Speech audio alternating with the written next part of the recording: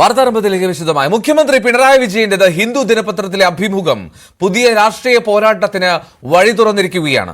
അഭിമുഖത്തിലെ പരാമർശങ്ങൾക്കെതിരെ ലീഗും PV അൻവറും അടക്കം അതിരൂക്ഷ വിമർശനങ്ങളുമായി രംഗത്തെത്തി. അതേസമയം മുഖ്യമന്ത്രിയുടെ പരാമർശങ്ങൾക്ക് പിന്നിൽ CPM-ന്റെ നയം മാറ്റമാണ് എന്ന വിലയിരുത്തലുമുണ്ട്.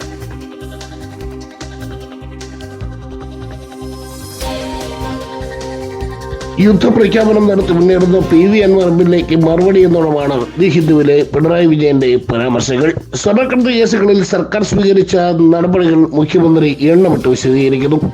ഇതിനിടയിലാണ് കഴിഞ്ഞ കാലങ്ങളിൽ മലപ്പുറത്ത് നിന്ന് പിടിച്ചെടുത്ത കള്ളക്കടത്ത് സ്വർണവും പണവും ദേശവിരുദ്ധ പ്രവർത്തനങ്ങൾക്ക് വേണ്ടി ഉപയോഗിച്ചു എന്ന പരാമർശം മുഖ്യമന്ത്രി നടത്തിയത്. ഇതിനെതിരെ വലിയ വിമർശനമാണ് ഉയരുന്നത്. മുസ്ലിം ലീഗ് രൂക്ഷമായ ഭാഷയിൽ മുഖ്യമന്ത്രിയെ വിമർശിച്ചു. എന്തെങ്കിലും ഒരു തെളിവ് അദ്ദേഹത്തിന് വെക്കാനുണ്ടോ? എന്തെങ്കിലും ഒരു തെളിവ് മലപ്പുറം ജില്ലയിൽ ചെയ്തു എന്നത് കരിപ്പൂർ എയർപോർട്ട് അവിടെ ആയതുകൊണ്ട് ആ എയർപോർട്ടിലൂടെ വരുന്ന സ്വർണത്തെ കുറിച്ചായിരിക്കാം അദ്ദേഹം പറയുന്നത്. അത് മലപ്പുറം ജില്ലയിലാണ്.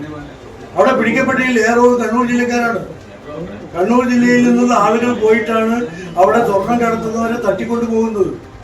ഇന്നലെ വൈകിട്ട് കോഴിക്കോട് മുതലക്കുളത്ത് നടന്ന പൊതുയോഗത്തിൽ PV അൻവർ എമ്മിനെയും മുഖ്യമന്ത്രിയെ കടന്നാക്രമിച്ചു. വ്യക്തമായ രാഷ്ട്രീയ ലക്ഷ്യത്തോടെയാണ് പിണറായി വിജയൻ മലപ്പുറം വിമർശനം നടത്തിയതെന്നാണ് അൻവറിന്റെ പക്ഷം. ഇന്നെന്താണ് ബഹുമാനപ്പെട്ട മുഖ്യമന്ത്രി പറഞ്ഞത്? എന്റെ കയ്യിലുള്ളത് ഹിന്ദു ന്യൂസ് പേപ്പറാണ്, നിങ്ങളെല്ലാവരും കണ്ടിട്ടുണ്ടാവും. ഇതാണ് എന്താണ് ഹെഡ്ലൈൻ?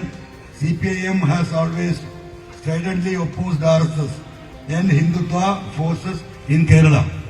അദ്ദേഹം പറയാണ് CPM ആണ് ഈ ഹിന്ദുത്വ ഫോഴ്സസിനെ ഇവിടെ ഏറ്റവും കൂടുതൽ ശക്തമായി നേരിട്ടിട്ടുള്ളത്.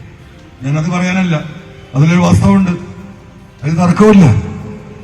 പക്ഷെ ഇപ്പോഴത്തെ സ്ഥിതി എന്ത്?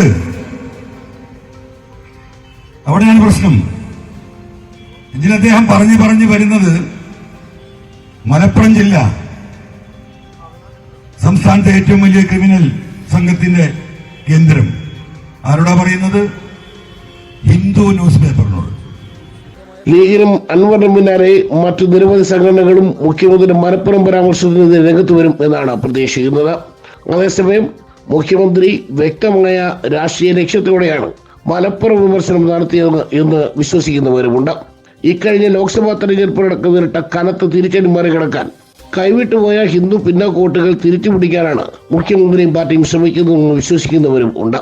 ഏതായാലും എന്താണ് ഉദ്ദേശിച്ചതെന്ന് മുഖ്യമന്ത്രിയും CPM-ഉം വിശദീകരിക്കട്ടെ എന്നാണ് ഇവരും പറയുന്നത്. Political desk, news 18.